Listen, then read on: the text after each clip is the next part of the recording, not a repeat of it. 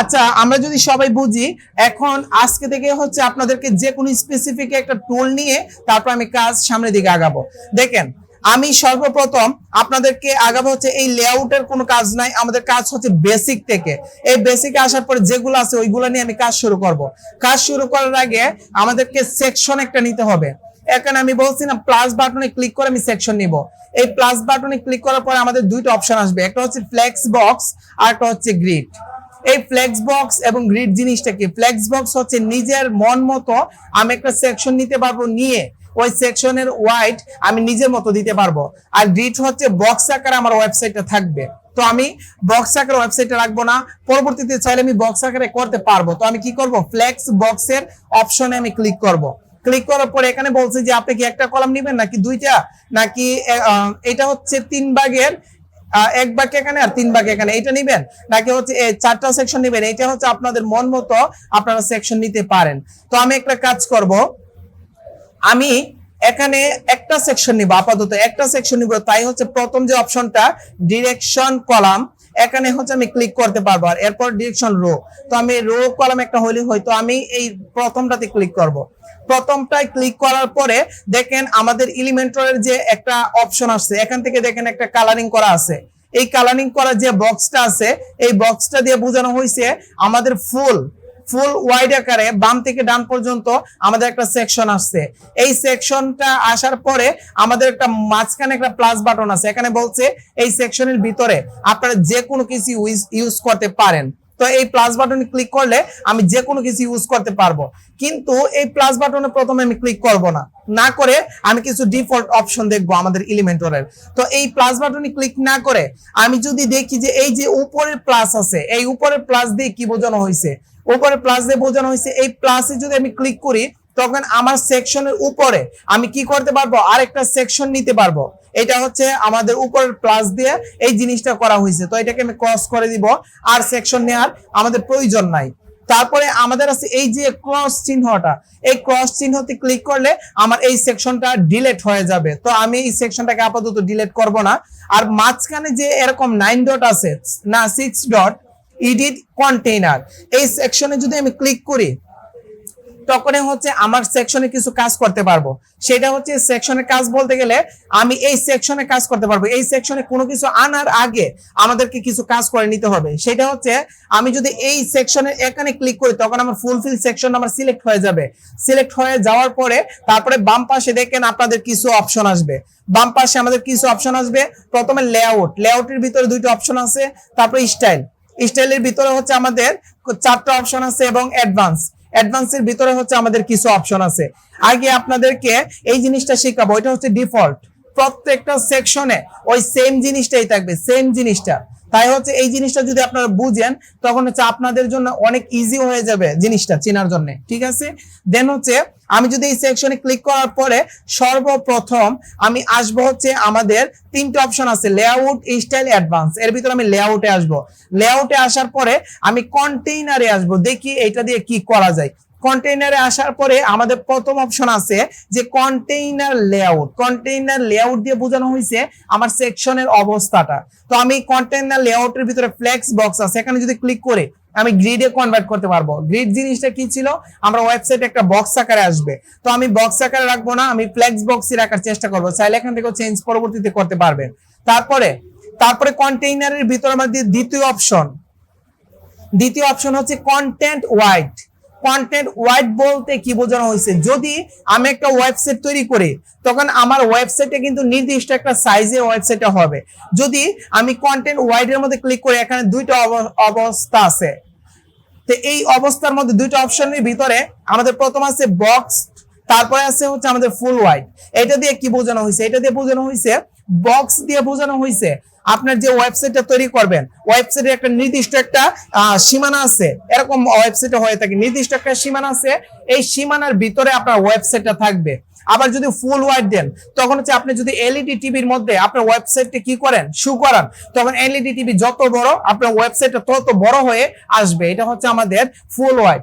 আর আমি যদি বক্স দিয়ে দিই তখন হচ্ছে আমাদের যে ওয়েবসাইট আছে, এলইডি টিভি হোক অথবা যত বড় অবস্থা হোক না কেন, যত বড় স্ক্রিন হোক না কেন, আমার ওয়েবসাইটটা মাঝখান বরাবর সুন্দরভাবে একটা বক্স আকারে সুন্দরভাবে সেট হয়ে থাকবে। বুঝছি সবাই? এই জিনিসটা, এটা হচ্ছে আমাদের অবস্থা, আমাদের ওয়েবসাইটের এই যে আমাদের অবস্থাটা আছে এটা দিয়ে করতে পারবো। Okay fine. এই জিনিসটা আরো ক্লিয়ার ভাবে বুঝাইতে গেলে আমি কিন্তু আমার ওয়েবসাইটের যে কথা বলতেছি যে ওয়েবসাইটে বক্স আকারে আসবে অথবা ফুল ওয়াইড আসবে, এটা কিন্তু সম্পূর্ণটা রং। কেন? কারণ আমি কিন্তু এখানে একটা সেকশন সিলেক্ট করলাম, একটা সেকশন করার পরে আমি এই সেকশনটাকে আমি কি ফুল ওয়াইড দিব নাকি বক্স আকারে দিব, এই জিনিসটা আমি নির্বাচন করতে পারি। ঠিক আছে, বক্স আকারের সাইজ হচ্ছে আপনাদের 1140, আর আমি যদি ফুল ওয়াইড দিয়ে দিই, ফুল ওয়াইড দিয়ে দিই তখন 100% হয়ে যাবে। তখন এই ওয়েবসাইটের এই যে ওয়াইড আছে ওইটা যে কোনো জায়গায় যদি আপনি সেট করেন অথবা যে কোনো একটা টিভি চ্যানেলে দেখেন তখন ফুল ওয়াইড হয়ে যাবে। এটি হচ্ছে আমাদের অপশন। আর বক্স হচ্ছে আপনাদের একটা বক্স আকারে হয়ে থাকবে। এখানে একটা জিনিস কথা বলে নেই, সেইটা হচ্ছে আপনারা অনেক ওয়েবসাইট দেখবেন, ওয়েবসাইটে প্রবেশ করার পরে মেনুটা হচ্ছে আপনাদের দুই সাইডে ফাঁকা আছে মেনুর, এবং মেনুটা মাঝখান বরাবর আছে, মাঝখান অথবা মাঝখান থেকে একটু ডান পাশে আর বাম পাশে হচ্ছে একটা লোগো আছে। এটা হচ্ছে এরকম ভাবে সেট করা আছে ওয়েবসাইটে, কিন্তু ওয়েবসাইটে একটা বক্স আকারে এরকম ভাবে সেট করা আছে, কিন্তু এর যে ব্যাকগ্রাউন্ডের যে ছবিটা, এই ছবিটা দেখবেন বাম থেকে ডান পর্যন্ত দুই পাশে চলে গেছে, দুই পাশে চলে একদম ফুল স্ক্রিন নিয়ে নিছে, আর ওয়েবসাইটে মাঝখান বরাবর এরকম ভাবে আছে, এরকমও হয়ে থাকে। এই যে দুই পাশে যে স্ক্রিনটা চলে গেছে আমাদের একটা ব্যাকগ্রাউন্ডের ইমেজের, তো এটা আমরা কি করলাম, ওইটাকে আমরা ফুল হোয়াইট করে দিছি, যে কারণে আমার ফুল হোয়াইটে নিয়ে নিছে। আর আমার ফুল ওয়েবসাইটের বাকি সেকশনগুলোকে আমি বক্স আকারে করে দিছি, যে কারণে ওইটা বক্স আকারে একটা লিমিটের সীমানা নিয়ে আমার ওয়েবসাইটে হয়েছে। বুঝছি সবাই? এটা হচ্ছে আমাদের খুব ইম্পর্টেন্ট। যখন আমরা কাজ করব এটা আমাদের পরবর্তীতে বুঝবো, যখন আমরা এই সেকশনগুলোতে কাজ করব আমরা রেসপন্সিভ করব। এটা হচ্ছে আমাদের কন্টেইনার।